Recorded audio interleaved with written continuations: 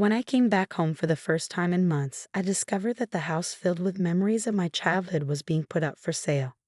Since you always encouraged me to follow my own path, I did just that exactly as I pleased. If there's compensation required, you should be the one to cover it. After all, it's your house. This is my way of getting back at you for constantly belittling me because of my financial status. Go to hell. My husband Ken and my mother-in-law Lisa, both of whom came from modest backgrounds, sold the house without my consent while I was away. They profited from the sale and intentionally breached the contract, mocking me, the rightful owner, and making me responsible for the compensation resulting from their actions. They were completely unaware of the consequences their selfishness would bring. Their actions not only disregarded my feelings but also disrespected my parents. I can never forgive them for this.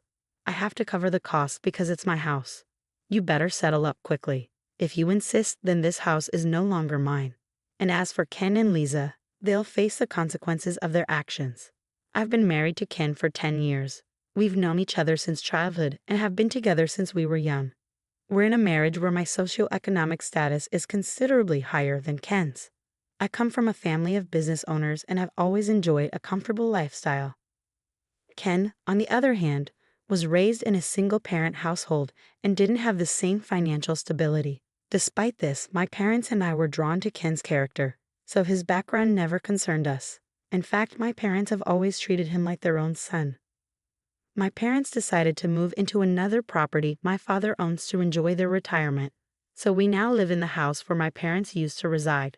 This was part of their plan to support us as much as they could. We need to officially transfer the ownership of the house soon.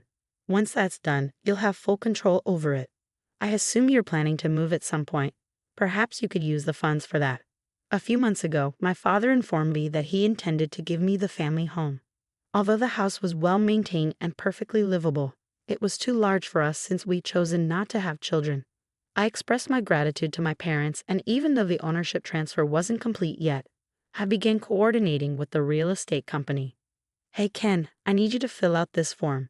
If I don't submit it today, we'll miss the deadline. How can we sell the house without this? I'll just write it down then. You're overreacting. If you submit it today, you'll meet the deadline. You don't need to remind me every single time, just handle it on your own. Where did his kind and sincere personality go? Since our marriage, Ken has become increasingly lazy and has left everything up to me. He routinely asks me to handle important documents on his behalf. If I refuse, I end up creating problems for the family, so I usually end up doing it myself to keep things running smoothly. I wonder if he'll continue to treat me like a servant. We decided to sell the house we're currently living in and have selected a new place that will be better for us. But I've been anxious about the future of our marriage with Ken and whether this decision is the right one. Then, one day, I received a call that my parents had been seriously injured in a car accident. I rushed to the hospital to be with them. While my parents survived, they were facing a 6-month recovery period and would need support for about 3 months. I need to ask Ken. I'll also check with my company to see if I can adjust my work schedule. I'll be the one to support them. I asked my husband if I could stay with my parents for an extended period to help them. He responded with a casual, "It's okay, it's your thing," and agreed without much concern, which felt more like indifference than genuine worry for my parents. Anyway, I could go and support my parents now. But then another concern crossed my mind. Would Ken be able to manage on his own while I'm away? Ken is the type of person who can't handle house chores. He might be able to feed himself, but washing his own clothes or remembering to take out the trash is beyond him. I definitely don't want our house turning into a mess. I was a bit hesitant, but I decided to explain the situation to my mother-in-law, Lisa, and ask for her help with Ken. Please feel free to use anything and do whatever you need around the house, I told her. Oh my, you're really in a tough spot, aren't you, Mary? I'm sure your parents have enough funds to hire someone to help them. Or are you just missing your own parents? Lisa said with a hint of sarcasm. Don't worry, I'll take good care of my son. You can stay as long as you need, even longer than 3 months if necessary. Lisa clearly loves Ken very much and probably resents me for taking her son away. I was uncomfortable with her sarcastic remarks during our conversations, but I thanked her while keeping my frustration in check, knowing she was my only option for support at the moment. I gathered what I needed and headed to my parents' place.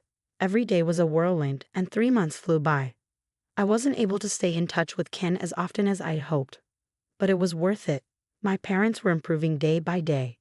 Once the recovery was in a stable place, I was ready to return home.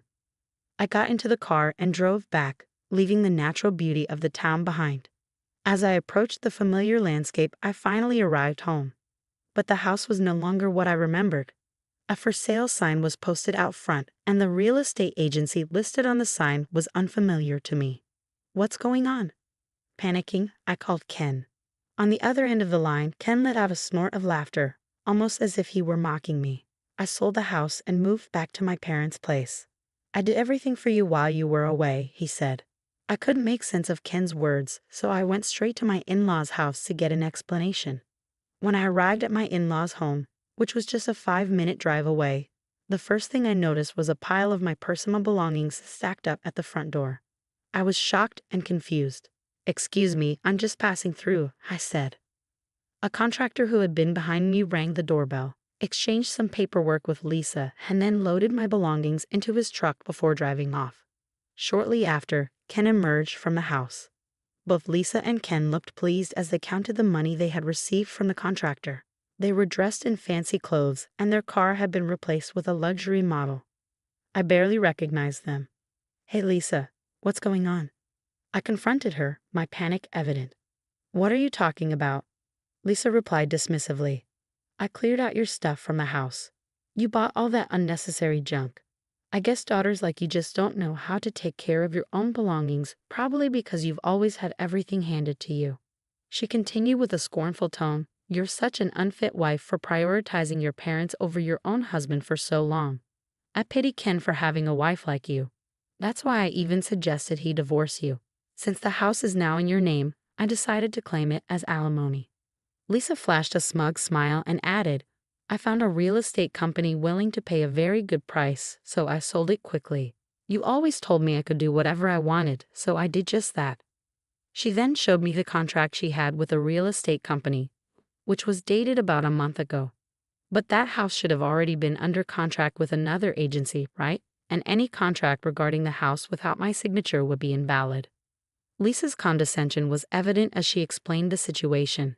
"You went ahead and made a contract without informing me, so now there will be consequences, and they'll demand compensation." I panicked and tried to explain to Lisa the potential repercussions of her actions. "But I already heard from Ken that you signed a contract with another real estate agency without even consulting him," I said. "That's not my concern," Lisa replied dismissively. "I just did what you did, handled things on my own. I don't care who signed the contract or what's involved, it's your usual approach, right? So if compensation needs to be paid, it's your responsibility. It's your house." She shrugged, clearly believing Ken's version of the story, which was presented from a victimized perspective. I realized there was nothing more I could say to Lisa, so I turned to Ken, hoping for some support. To my shock, Ken was staring at me with the same sarcastic smile as Lisa. Finally, the day had come. This was his revenge. "You've always mocked me for being poor, haven't you?" I said, my voice trembling with anger. "I'm the only one in the family who lived by different standards and values. You and your parents must have found that amusing. I've always felt miserable with you. If you find poverty so amusing, then I'll show you what money can do. I won't accept that you're the only one who gets to live comfortably. Go to hell." Ken, filled with resentment, slapped the divorce papers in front of me. They were all signed except for my signature. I considered having my mother handle everything, but I wanted my revenge to be complete. What a dramatic turn of events, I thought. This is quite the scene. The young lady who mocked the poor is now being put in her place. There's no one here to bail you out now. What are you going to do about it? Ken and Lisa seemed to revel in their satisfaction, clearly excited about what they had done. But my frustration with them eventually turned into a calm realization. They were making a grave mistake. "Sorry to interrupt your little celebration," I said, "but this house isn't mine. You're the ones heading to hell." I decided it was time to reveal the truth. There was no longer any reason to protect them. I pulled a document from my bag and held it up for them to see. "This is the official registry for the house. As I mentioned during our phone call, the ownership has been transferred to Ken's name. The process was delayed due to my parents' accident, but the transfer was completed just a week ago. right around the time you both decided to sell the house. Ken and Lisa looked at each other in confusion. "Oh, I didn't hear anything about this," Lisa said. "Of course you didn't," I replied. "I tried to confirm with you if I should send the paperwork, but you just dismissed me and told me to handle it. You probably don't even remember, but I double-checked with you to make sure everything was okay." Ken stared at the registry document, clearly in disbelief. "Be careful," he warned. Lisa, equally shocked, confronted me. "What's the meaning of this?" I took a deep breath. This was my parents' wish. They always treated Ken like their own son and respected you, Lisa, for raising such a wonderful man. When they decided to give us the house, they believed Ken would always take good care of me. And it was also a gesture of appreciation for you, Lisa, for all the effort you put into raising him. And yet you not only betrayed me but also disrespected my parents' sincere feelings. Ken and Lisa went pale as they absorbed my parents' true feelings. Their hands, which had been covering their mouths, were trembling. As I mentioned earlier, this situation will involve both real estate agencies. Expect that they will demand a substantial amount in compensation. I will contact the agency I originally worked with, I continued. Could you both please get in touch with the agency you used for the sale? I still can't believe that agency accepted your sloppy explanations and signed the contract, I added, growing more assertive. If you have a problem, don't act like scum. Speak up earlier rather than making a mess of things. It's not that you're poor because of money, you're poor in spirit. My tone grew firmer as I accused them loudly. I was about to pull out my cell phone to call the real estate agency when Ken suddenly interjected. Wait a minute. This isn't what I wanted," Ken said, panic evident in his voice. "I was just upset because you left me. Let's work this out together as a couple." He continued, "I could buy the house that's on the market now, and we could call the old real estate agency to make this whole thing disappear. You have the means to do that, don't you? Please?" Ken, who had been siding with Lisa, was now desperately trying to reconcile with me. His attempts to soothe the situation were evident, but he seemed oblivious to how self-serving and insincere his approach sounded. "Ken, are you betraying me now?" I demanded. "I made all the arrangements for you, and now you're abandoning your own mother to put your wife first. What a heartless son." I turned to Lisa.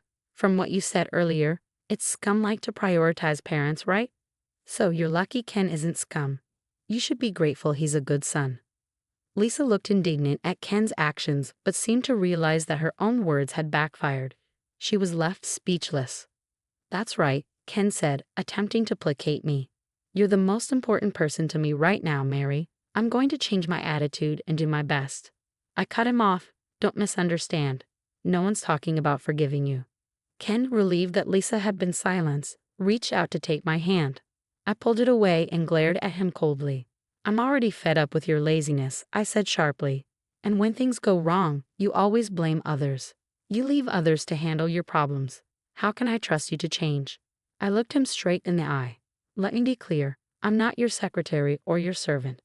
If you're an adult, you should at least take responsibility for your actions," I said firmly. "You and Lisa will pay for this for the rest of your lives." With that, I snatched the divorce papers from Ken's hand, stamped my signature on the spot, and left them both in shock. Despite some complications, the divorce from my ex-husband was successfully finalized. Ken and Lisa tried to sue my family, claiming we had deceived them and were responsible for compensation.